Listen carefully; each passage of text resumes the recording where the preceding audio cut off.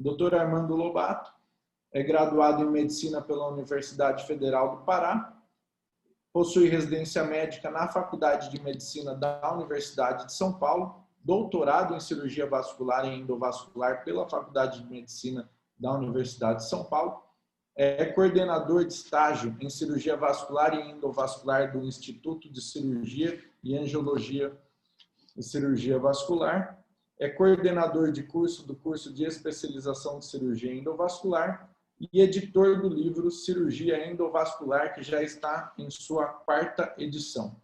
É presidente do Congresso Internacional de Cirurgia Endovascular, o CICE. Na verdade, eu vou tentar abordar, como foi colocado o tema, em 2 partes. Primeiro, eu vou me deter um pouquinho mais sobre o que nós temos sobre os estentes paralelos, que, como nós sabemos, são chaminé, sanduíche, snorkel, periscópio, são todas opções de estentes paralelos. Então, a gente vai ver o que nós temos hoje de literatura mundial relacionado a isto, e depois nós vamos estar falando sobre as próteses e casos de próteses ramificadas, principalmente da minha experiência com a Braille, e também de casos feitos com Braille com estentes paralelos junto conosco. Então, vamos começar aqui. Ok. Então, só comentando que o estente paralelo iniciou, na verdade, com o Dr. Roy Greenberg, que foi o maior defensor das próteses fenestradas. Ele teve o caso de aorta abdominal, que ele inadvertidamente ocluiu a artéria renal, e quando ele viu a situação, ele entrou pelo braço, conseguiu cateterizar a artéria renal ocluída, porque estava parcialmente, não estava totalmente, estava parcialmente ocluída, e colocou um estente, um balão expansível não revestido, e conseguiu dar perviedade àquela artéria renal e fez a primeira publicação. A partir desta publicação, obviamente, outros colegas, outros intervencionistas, outros vasculares, começaram a utilizar essa técnica em situações em que o aneurisma era complexo e não dava para tratar com próteses convencionais, ou, principalmente nos Estados Unidos e até no Brasil, as próteses fenestradas eram restritas a estudos apenas, não eram aprovadas pelos governos daqueles países, pelo Ministério da Saúde daqueles países.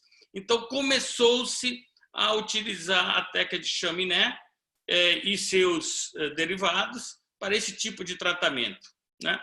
E, com o passar do tempo, foi observando que, talvez, para surpresa de muitos, a técnica do estente paralelo funcionava.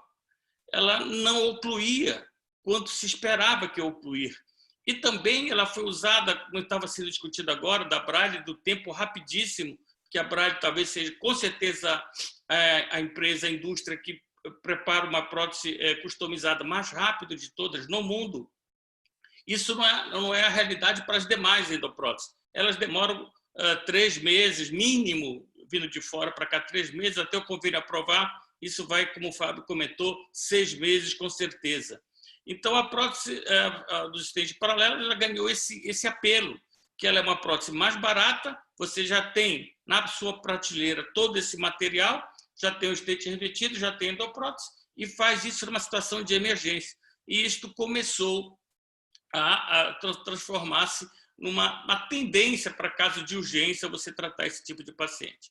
O que nós temos de estudos falando qual a melhor combinação no estente paralelo entre a endoprótese e o estente revestido? Esse estudo mostra que, quando você, em relação à perviedade, quando você usa uma chaminé, que é essa primeira marca preta, ela tem uma perviedade em torno de 48 meses maior do que quando você usa 2, 3 ou 4 chaminés. Ou seja, quanto menos chaminés, melhor a perviedade, que é mais ou menos diferente da fenestrada.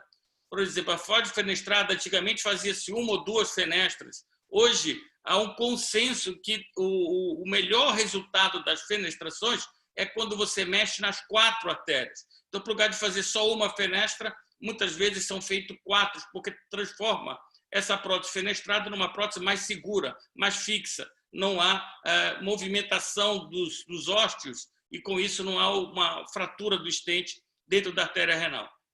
Então, essa já é uma primeira diferença entre a técnica de estente paralelo e a prótese fenestrada. Em relação também muito importante, é que muitas pessoas, por exemplo, eu vi que o Fábio, no primeiro caso, também eu comecei a colocar o Fluence, colocou o Fluence, e muitas vezes ele não tinha uma boa flexibilidade, colocava-se um estente dentro dele, um estente autoexpansivo, fazendo o chamado relining. Esse relining, hoje, no estudo mostrado pelo Pericles, mostra que há uma probabilidade maior dessa revascularização ocluir. Então, devemos evitar ao máximo colocar um estente por dentro do estente revestido na artéria visceral.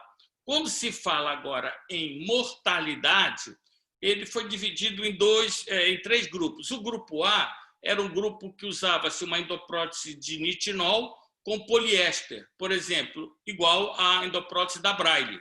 No grupo B, era uma endoprótese de aço inoxidável com poliéster, que é o exemplo da endoprótese da Zenith. E no grupo C, uma endoprótese que tinha nitinol com PTFE, como o caso da Gore. Todas essas 3 opções de endoprótese utilizaram-se apenas estentes recobertos de balão expansíveis. Não foi feito o estudo com estentes autoexpansíveis revestidos, apenas com estentes balão expansíveis revestidos. O que eles observaram no pós-operatório, na evolução sobre mortalidade? É significativamente menor a mortalidade quando se usa uma endoprótese de nitinol com poliéster associado a um estente revestido balão expansível. É o melhor resultado que há, essa associação, em comparação à prótese de nitinol e à prótese de PTFE, de EPTFE. E quando junta-se essas duas também, ou seja, fazendo 2 grupos agora, não mais 3, continua a endoprótese de nitinol com poliéster associada ao estente balão expansível revestido com melhor sobrevida em relação à endoprótese ou de aço inoxidável ou de nitinol com EPTFE. Então, essa é a primeira combinação. E outra coisa sobre mortalidade, mostrou-se também que quando você usa uma chaminé, ele tem uma melhor sobrevida quando se usa mais do que uma chaminé, 2 ou mais chaminés. Então, quanto menos chaminé, melhor a sobrevida do paciente, né? E vamos falar agora também que uma grande discussão é sobre oversizing. Quanto que eu tenho que colocar a mais de endoprótese para utilizar a técnica de chaminé? Esse estudo ele faz grupo A e grupo B, em que ele coloca o grupo A de 20% para menos e o grupo B acima de 20% de oversizing. O que eles observaram? Apesar que o comportamento do grupo B, que é acima de 20%, parecer melhor, mas até 24 meses não há diferença estatística entre o oversizing.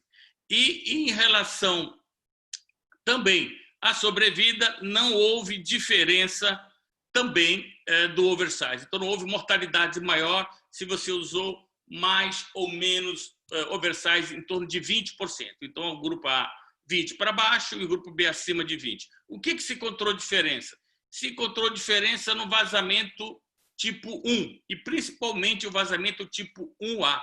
Então, quando você usa o oversize de 20% para menos para uma chaminé ou para um sanduíche, você vai ter uma probabilidade maior de ter um vazamento tipo 1A. Então, recomenda-se que se trabalhe com um oversize maior que 20%.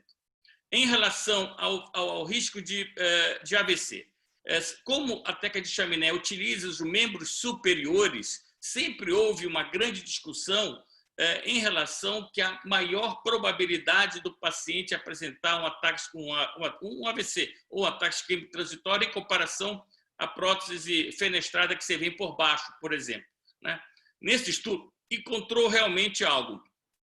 Ele encontrou quando você faz, por exemplo, 2 chaminés, 2 renais, se você fizer a punção bilateral, né? Bilateral, você tem uma probabilidade maior de ter um acidente vascular cerebral. Ou seja, quando você vai colocar 2 chaminés ou 3, o ideal é você dissecar a artéria axilar subclávia esquerda e passar as 3 endopróteses revestidas pelo lado esquerdo, evitando o acesso bilateral. Essa é a conclusão do trabalho. Outra relação muito interessante é o estudo feito pelo Torcello, da Alemanha, onde ele faz uma comparação em relação à técnica de chaminé em homens e mulheres. Porque todos sabem, seja a prótese convencional, seja a cirurgia convencional, seja a endoprótese convencional, a mortalidade é maior no sexo feminino do que no sexo masculino. Então, tanto na rotura, tanto na eletiva, tanto na endovascular convencional quanto na aberta é pior. No entanto, a técnica de chaminé não mostrou-se inferior nas mulheres em relação, como vocês estão vendo, à oclusão e muito menos em relação à sobrevida. Por quê? Porque, de uma maneira geral, as próteses utilizadas são próteses de um perfil baixo. A maioria do estudo Péricles utilizou a endoprótese da Medtronic, que são 16 frentes, e a atual endoprótese da Gore, que também são 16 frentes, um perfil bem pequeno, e com isso, sem dúvida, diminui a taxa de complicações nas mulheres. Em relação também ao tratamento do vazamento tipo 1A, ou seja, um paciente fez uma endoprótese convencional e apresenta vazamento tipo 1A. Há um bom resultado se você utiliza a técnica de chaminé para corrigir este vazamento tipo 1A. O que o estudo mostra assim, bem claramente, né? Você observa que quando você usa a técnica de chaminé, a sobrevida desses pacientes em 2 anos é de 97,4% com o selamento do vazamento. Então, um resultado muito bom para vazamento tipo 1A. E sobre oclusão da chaminé, o paciente fica 94,6% livre de oclusão. Então, é persistente e efetiva a técnica de chaminé como uma opção terapêutica no tratamento do vazamento tipo 1A após uma cirurgia endovascular convencional infrarrenal. E este é talvez os assuntos mais debatidos, mais colocados na literatura, que são os vazamentos persistentes. Todos se falam, a técnica de chaminé, o distente paralelo é muito boa, porém tem uma taxa de vazamento muito elevada. Na realidade, se você for ver a taxa de vazamento, quando é colocada tanto em palestras como em publicações, vocês vão observar que isso é a consideração desde da primeira imagem do intraoperatório, ou seja, a imagem arteriografia final, a tomografia de 1 mês e a tomografia de segmento. Por quê? Porque a taxa de vazamento intraoperatório é maior do que a taxa de vazamento tipo 1A, por exemplo, na tomografia de 30 dias. O que o estudo Péricles mostra? Que em 517 pacientes, apenas 6% foram encontrados vazamentos intraoperatórios e, em 17 meses, 2,9% desses vazamentos ficaram persistentes. Então, uma taxa que, na realidade, quando você for considerar somente a tomografia, é uma taxa de vazamento tipo A muito pequeno, menor que 3%. Né? E quais são os fatores que estão associados aos gutters? Né? São 2 principais. Um é o grau de oversize que nós comentamos. Seja este aqui, que é o excesso de oversize acima de 30%, 40%, 50%. Então, ele dá esse infolding aqui, como vocês estão observando. Olha aqui o infolding nessa área. E isto vai dar o vazamento tipo 1A. E o outro padrão, que é o padrão B, que é este daqui, né, é o oversize menor. Então, aquele oversize, como nós mostramos no estudo, de 20% ou menos. Então, fica esse espaço aqui entre a endoprótese. Então, o ideal é que você faça oversize maior que 20%, menor que 40%. Este é o ponto para você evitar os gutters. E outro, obviamente, outro relato importante é o comprimento, a distância do novo colo que você vai criar. Se você vai criar um colo curto, não vai adiantar. O chaminé, o sanduíche, não é um milagre. Então, você tem que criar um colo. Se for para uma chaminé 1,5 cm, se for para duas chaminés 2 centímetros, e assim por diante. Então, vocês observem aqui, nesse estudo mostrando, que não tem praticamente nenhum colo novo nesse paciente. Então, obviamente, olha, observe aqui o vazamento nessa região. Então, não tem como modificar isso. E, novamente, também a publicação do Oderich, publicou no Journal of Vascular Surgery, um dos estudos, a apresentação, desculpa, do Ullery, e que ele observa que é o seguinte, a maioria dos gutters, como a gente comentou anteriormente, são aqueles gutters intraoperatórios, e a grande 95% deles desaparecem durante o segmento. Esse que é o dado importante. Você tem um vazamento maior no intraoperatório, mas na tomografia de 3 meses, de 1 mês, desculpa, de 30 dias, esse paciente já apresenta o selamento desse gutters, desse vazamento. Vamos falar sobre as indicações. O que nós temos? Indicações primárias para o uso da chaminé. Obviamente, paciente com sintomática ou com ruptura contida, paciente com ruptura justa renal sintomática, com patologias como a úlcera penetrante, e também o tratamento, como nós já falamos anteriormente, de vazamento tipo 1A após a correção endovascular do aneurisma de aorta. Em relação ao centro que você trabalha, obviamente, a primeira opção, se você usar a chaminé, se não tiver disponível essa endoprótese para você, se o cirurgião, o intervencionista tem uma maior experiência, uma maior expertise na prótese de chaminé em comparação à prótese fenestrada, você vai utilizar. A outra é a questão de custos. Se o custo for menor, muitas vezes os hospitais optam por fazer essa técnica.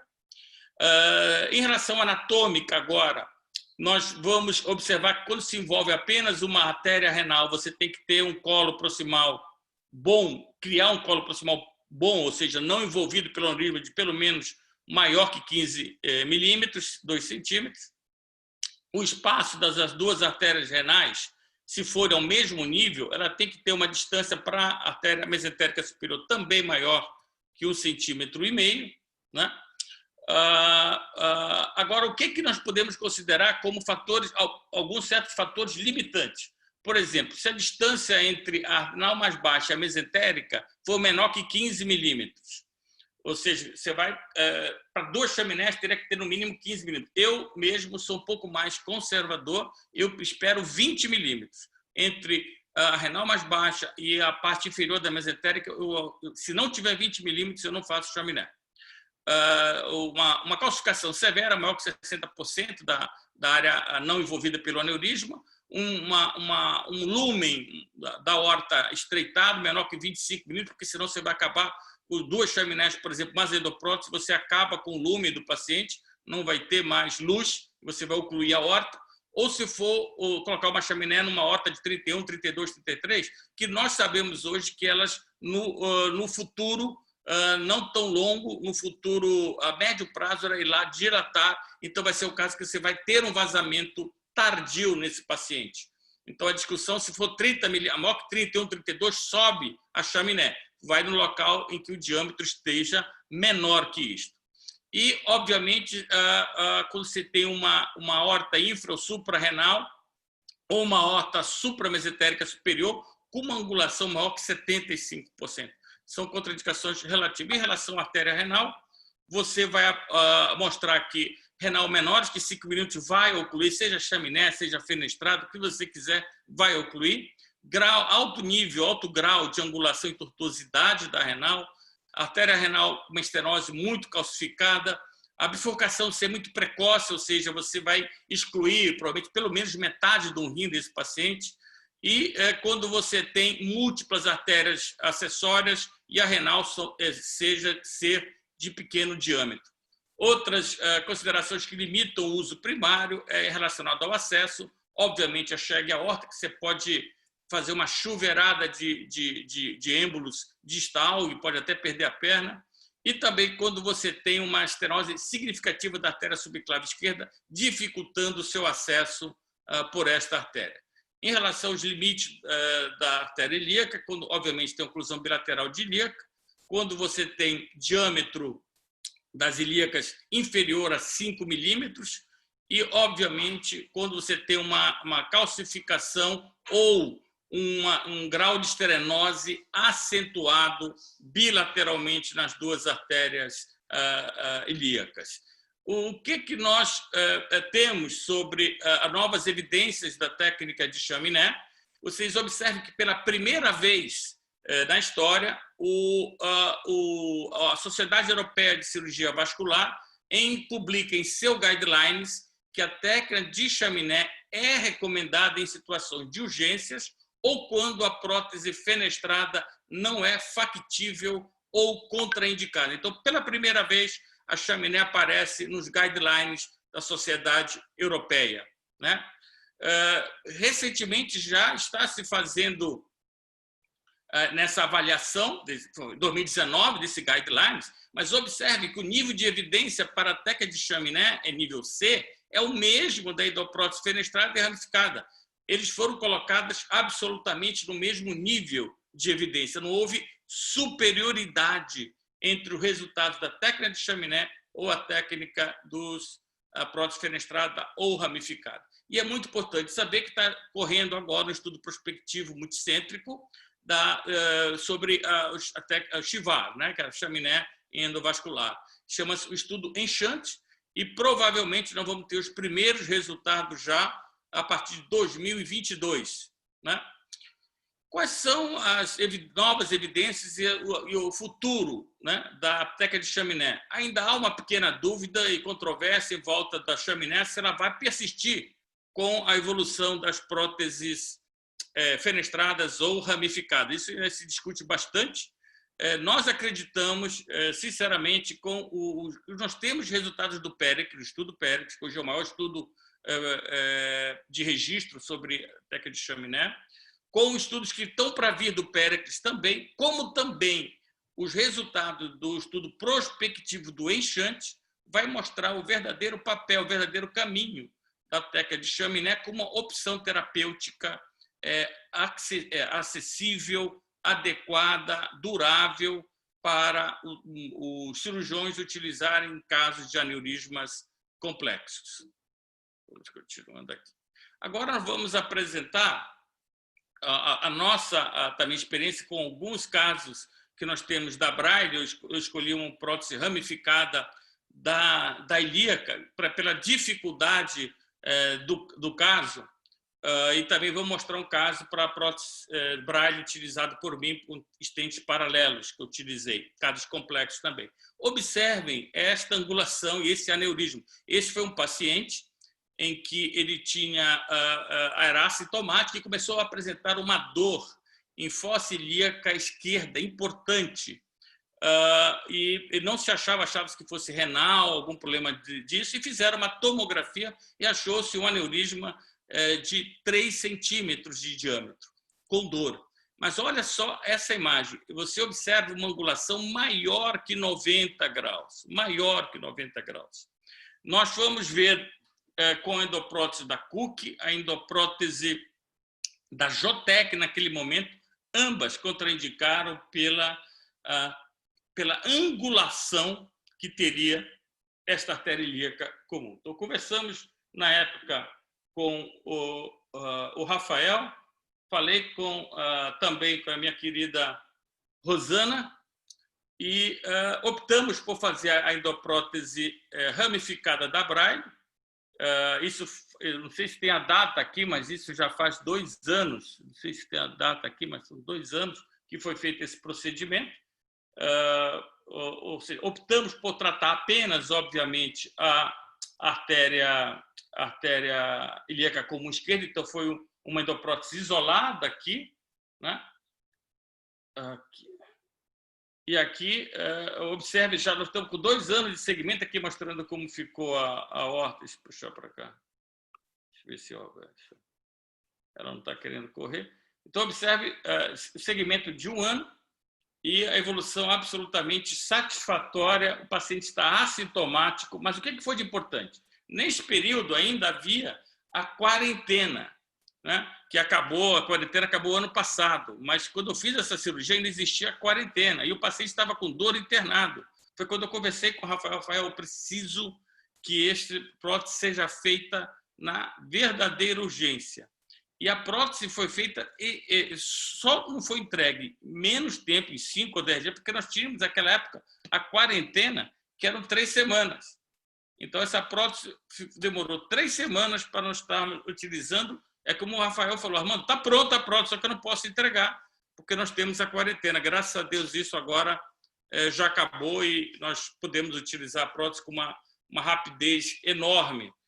Não sabia que podia ser entregue em 5 dias, já vi aqui 5 dias, é inacreditável isso.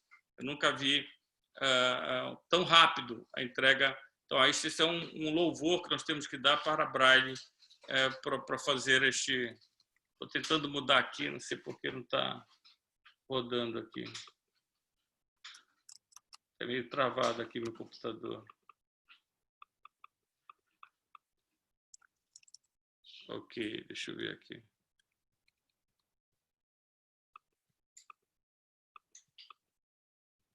Aqui passou. Ainda bem. Bem, este é um outro caso. O computador aqui está meio... Ele está meio intempestivo. Deixa eu ver se eu consigo voltar aqui. Ele não está me obedecendo muito. Ok. Então, este é um caso muito interessante. Observe. É um paciente que teve uma dissecção de aorta. Essa dissecção de aorta, você vai ver que a luz verdadeira da aorta ocluiu imediatamente abaixo da artéria renal e a luz falsa ela foi toda para a ilíaca esquerda e ocluiu a artéria ilíaca comum direita. Então, nós não tínhamos acesso. Por exemplo, isso como com aqueles guidelines que eu mostrei anteriormente, seria contraindicação de fazer a técnica de chaminé, uma vez que ele não tinha acesso pela femoral. Um lado estava ocluído. Então, vamos colocar aqui. Esse paciente tinha uma dissecção de aorta. Observem aqui que a luz verdadeira é essa menor, que acaba imediatamente acima... aqui, ó, a luz verdadeira acaba imediatamente abaixo das renais, né? Ele está bem aqui, a luz verdadeira. Tudo isso daqui é luz falsa, que vai para a ilíaca esquerda, e a ilíaca direita, ela ocluiu, a ilíaca comum direita, ela ocluiu. Então, nós tínhamos todos os 4 vasos viscerais estavam vindo da luz verdadeira, houve uma oclusão justa renal da aorta, a falsa luz ela vai até a artéria ilíaca externa esquerda e a parte distal da artéria ilíaca comum direita, ela reenche e é através da luz verdadeira, né? Essa aqui é a imagem. Bem, o que eu quero mostrar aqui? Então, aqui nós temos o início da dissecção logo aqui em cima. Vocês observem luz falsa, luz verdadeira desse paciente. Aqui tem a imagem que esse início aqui era uma área boa. Então, a dissecção era uma dissecção mais baixa, não era uma lesão logo e imediatamente abaixo da artéria subclave esquerda. Este era um segmento bom da artéria, né? E depois, assim, desse segmento para baixo, vocês vão vendo luz falsa e luz verdadeira aparecendo. Aqui agora, você vai ver bem aqui que o tronco celíaco sai da luz, a mesentérica superior sai da luz verdadeira. Vocês estão vendo o tronco celíaco ali sai da luz verdadeira. A artéria renal esquerda sai da luz verdadeira, aqui está a luz falsa. A artéria renal direita sai também da luz verdadeira, aqui está a luz falsa. Aqui você vai ver uma grande lombar saindo da luz verdadeira, aqui está a luz falsa. Aqui já diminuindo a luz verdadeira na aorta, já infrarrenal, olha a luz falsa. Aqui praticamente já desapareceu a luz verdadeira na aorta infrarrenal, a luz falsa. E aqui você já não tem a luz verdadeira e a mesentérica inferior saindo da luz falsa, né? Aqui já a aorta bem distal, você está observando. Aqui a bifurcação da aorta, aqui já querendo sair a ilíaca para cá, está bem ocluído totalmente a ilíaca. E já na parte distal, a artéria ilíaca comum direita aparece, o lumen, mas a esquerda continua com luz falsa. aqui a luz falsa continua, a luz verdadeira da artéria ilíaca comum e aqui da artéria ilíaca interna, então ilíaca externa e artéria ilíaca interna direita. Aqui também continua o lado esquerdo com luz falsa, externa só com luz falsa, e a artéria ilíaca externa verdadeira à direita e interna verdadeira à direita. Aqui vocês observam a artéria ilíaca externa, luz verdadeira. Aqui vocês observam muito bem a dissecção aqui, ó, luz falsa aqui da ilíaca externa e a luz verdadeira já na parte distal da artéria ilíaca externa desse paciente. E já praticamente chegando na femoral, aí você vai ter luz verdadeira das duas. Luz verdadeira aqui, luz verdadeira dos dois lados. Qual foi a nossa estratégia? Foi utilizar um sistema de stent paralelo. A minha ideia foi colocar inicialmente uma endoprótese vindo por cima, as duas vindo por cima. Essa endoprótese inicial, ela iria da parte boa da aorta, como eu estava por cima, vocês sabem que por cima começa pela luz verdadeira, então eu viria pegando a luz verdadeira e entraria na parte imediatamente acima do tronco celíaco, onde está a luz verdadeira, e liberaria a primeira endoprótese, que seria como se fosse o ramo de uma chaminé para dentro da artéria, para dentro da luz verdadeira que pega as 4 artérias viscerais. O segundo passo, eu vindo também por cima, pelo outro acesso, eu entrei com uma endoprótese fazendo stent paralelo na luz verdadeira tentando acabar com essa prótese. Imediatamente eu vi que tinha um istmo entre a luz verdadeira e a luz falsa, e eu entraria a partir daí na luz falsa, vindo de cima pela luz verdadeira, como vocês vão observar agora.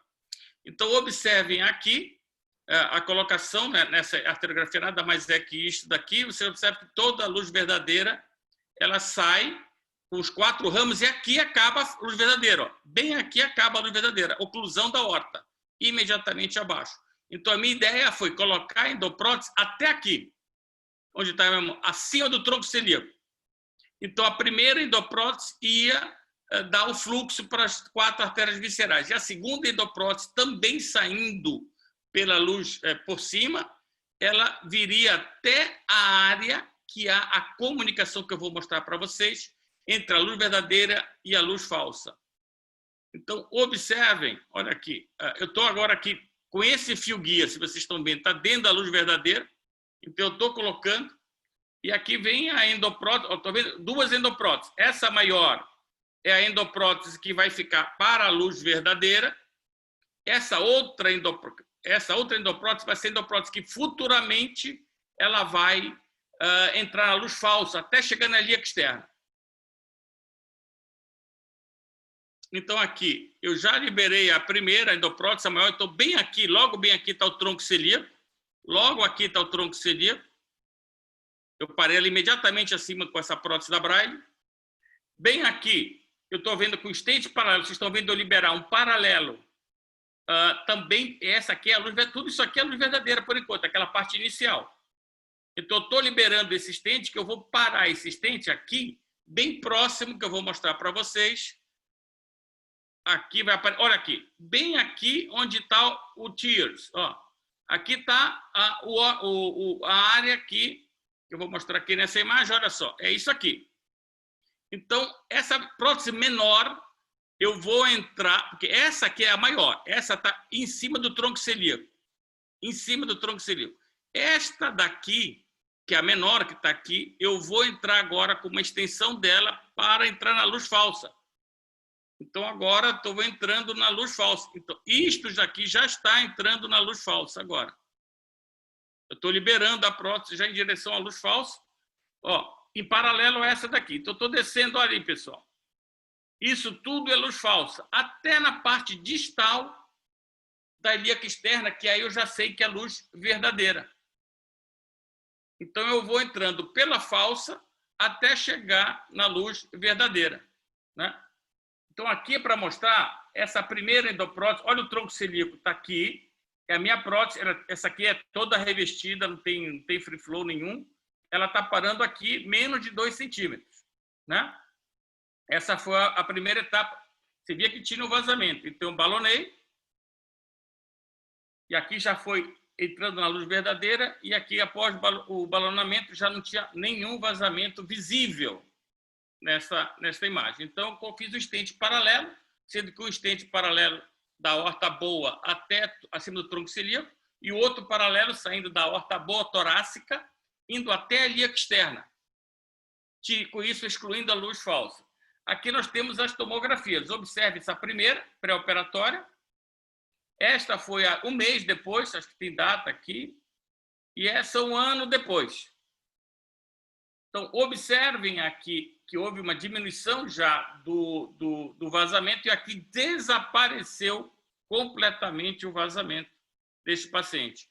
E observem que aqui o diâmetro inicial era 5,3 por 6,3 e agora está 4,9 por 5,9, com uma redução do diâmetro. E assim ficou o aspecto.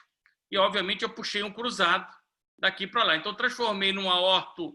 Tudo isso aqui veio pela luz falsa, essa maior, essa mais longa, né? Isso era luz falsa, luz falsa, luz falsa, e bem aqui a luz verdadeira. Aí entrei na luz verdadeira aqui.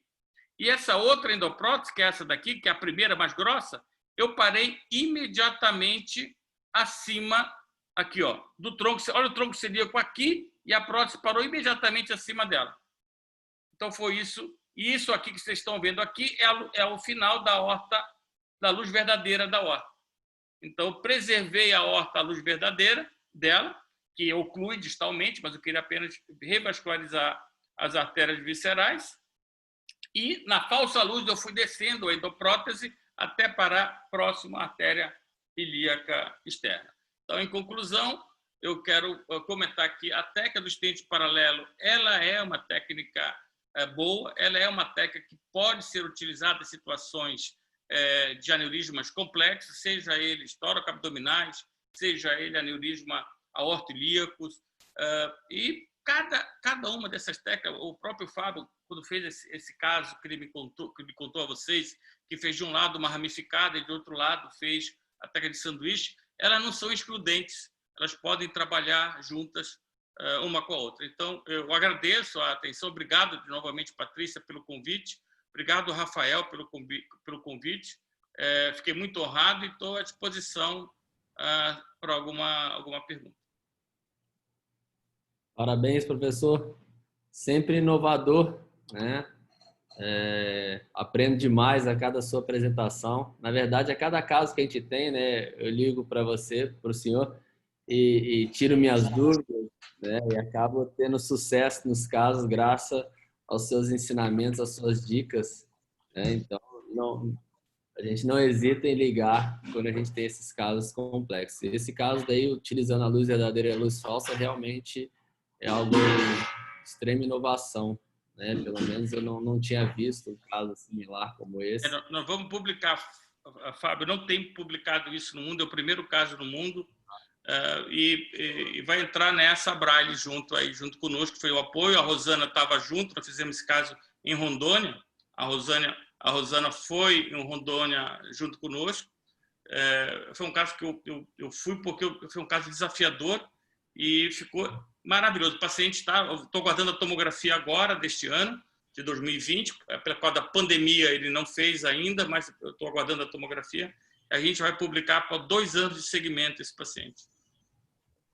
Nesses casos, a maior ansiedade, na verdade, é nossa de ver as tomografias subsequentes e ver a manutenção, né, do fluxo e o sucesso. Foi o que eu estava falando, né? O sucesso técnico, né? Você tem um sucesso técnico com um paciente vivo, né? Então, você vê muitos casos com tratamentos on-label, porém com insucesso no pós-operatório.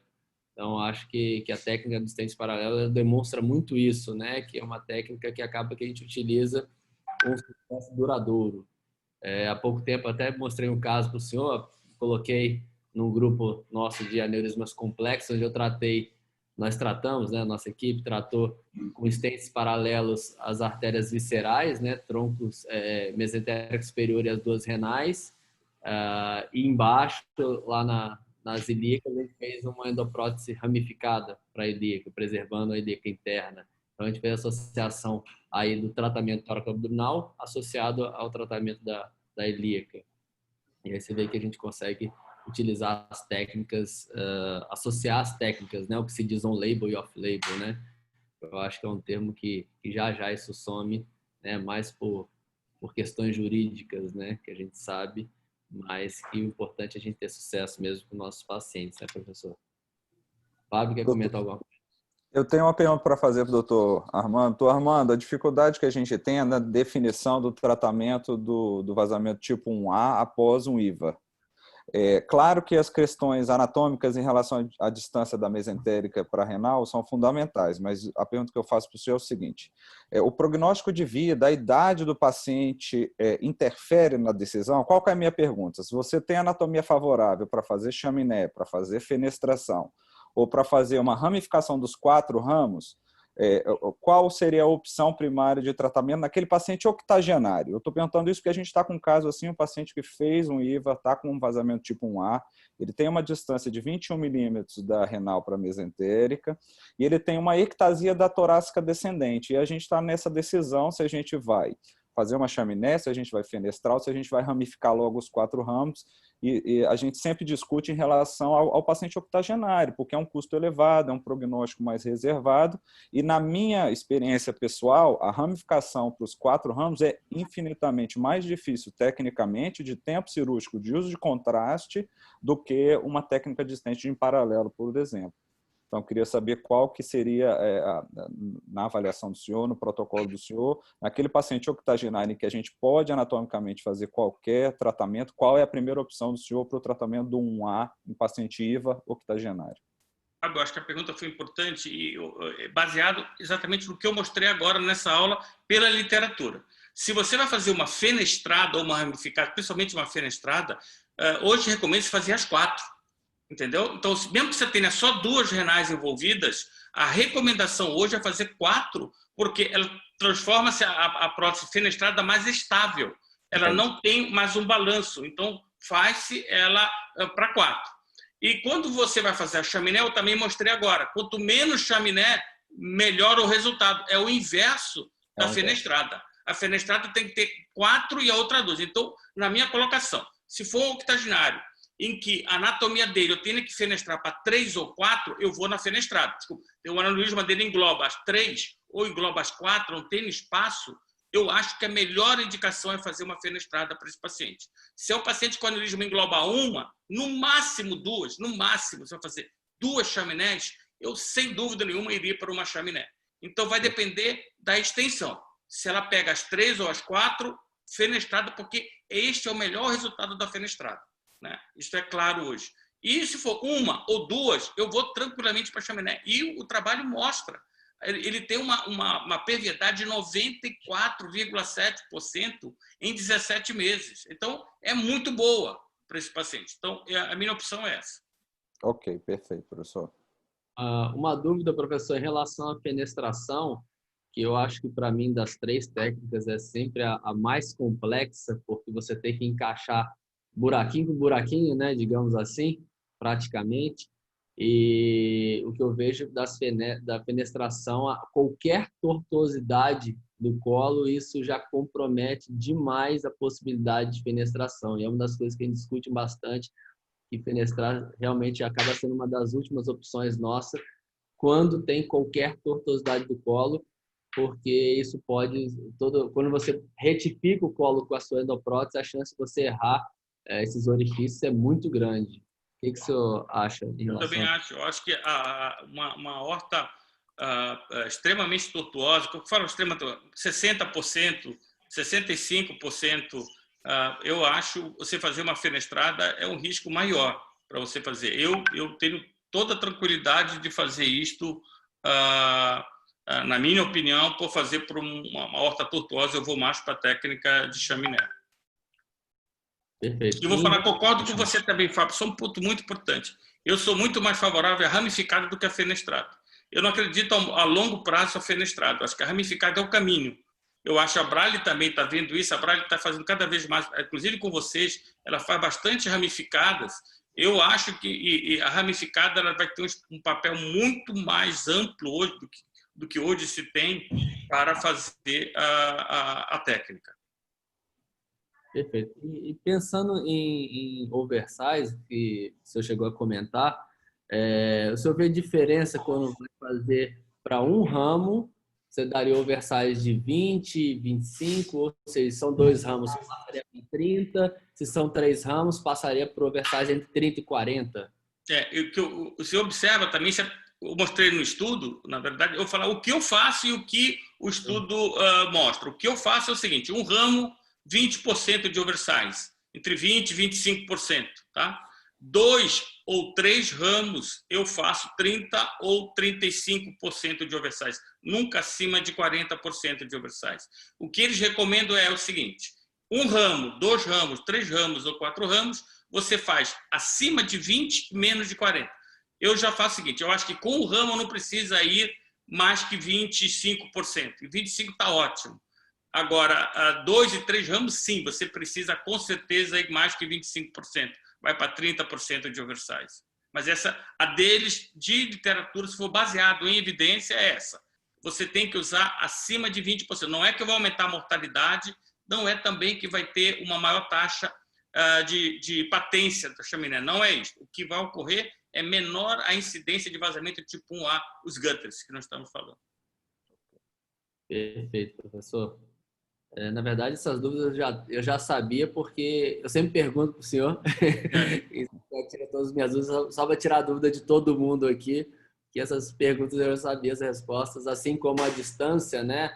Aí o senhor pode comentar também quando é um ramo, o quanto que a gente precisa de comprimento de colo, quando é 2 ramos, quando são 3 ramos. Isso, exatamente, Fábio.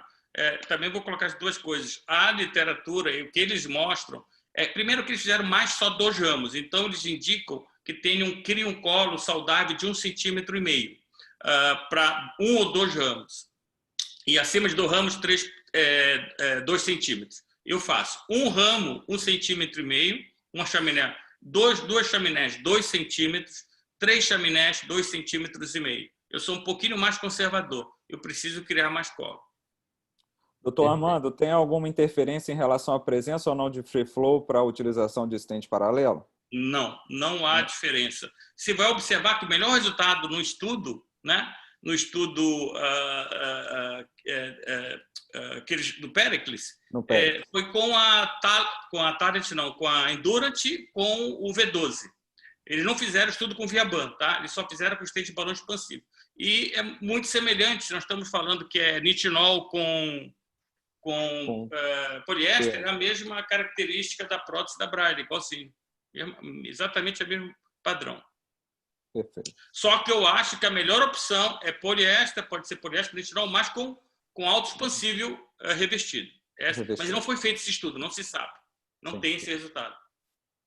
Hoje a preferência seria o uso dos autos expansíveis, né? Oi? Hoje a preferência do senhor seria o uso dos autos expansíveis. Autos expansíveis, sim. Sem dúvida. Quando você indicaria o uso do balão expansível? Ou sempre é auto-expansível? Não, acho que pode usar os dois. Você pode usar os dois. Quando é obrigatório ser o auto-expansível, eu acho que quando você precisa de um comprimento maior, mas principalmente em sanduíche, em chaminé, os dois. Por que eu uso o auto-expansível? Porque, olha, se você vai fazer 3 chaminés, você tem que ter 3 médicos, cada um com um balão dentro de umas viscerais. Então, você tem que ter 3 pessoas. Mínimo. Para começar a cirurgia, você tem que ter 3 pessoas. Para você fazer chaminé com auto-expansível com Viaban, por exemplo, espero em breve nós temos o stent auto-expansível da Braille. Eu estou sendo os maiores espectadores, esperando, expectativa, na verdade. Você libera o Viaban, acabou. Você pode balonar a endoprótese e não precisa mexer no Viaban, não balona o Viaban. Então, basta uma pessoa para você fazer. Por isso que eu prefiro o stent auto-expansível. Mas não tem diferença, a gente não sabe, não tem uma comparação. Perfeito. Nosso grupo também é... Por favor, Rafael. Professor Lobato, eu gostaria de saber, a gente, especialista de produto, faz muitas medidas, e quando o senhor diz que para uma artéria o senhor mede 15 milímetros e para 2 artérias nos paralelos mede 20 milímetros, essa medida se dá, vamos falar de renal, por exemplo, da parte de cima da renal até a parte de baixo do vaso mesentérica superior, ou é do meio de cada artéria que o senhor mede, porque isso dá diferença quando a gente vai fazer a medida no Osiris. Qual que é a sua referência? Como que o senhor faz essa medida? Então é o seguinte, depende se o organismo é justa renal ou para-renal. Se é justa renal, ele vai ter um colo de 5 milímetros, por exemplo, é o justa renal, né? Então a medida vai desses 5 milímetros abaixo da renal. Você entendeu? Ele começa abaixo da renal, porque ele tem um colo bom de 5 milímetros. Então você vai contar esses 5 milímetros também, tá? Agora, se é um organismo para-renal, ele engloba a renal, então eu vou contar acima da renal. Entendeu? Então depende da coloração. Se é um justa renal, você vai começar a medir abaixo da renal, porque quando ele está bom.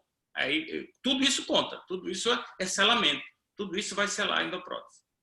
Perfeito. Alguma pergunta? Alguém quer aproveitar a presença do ilustre professor Armando Lobato?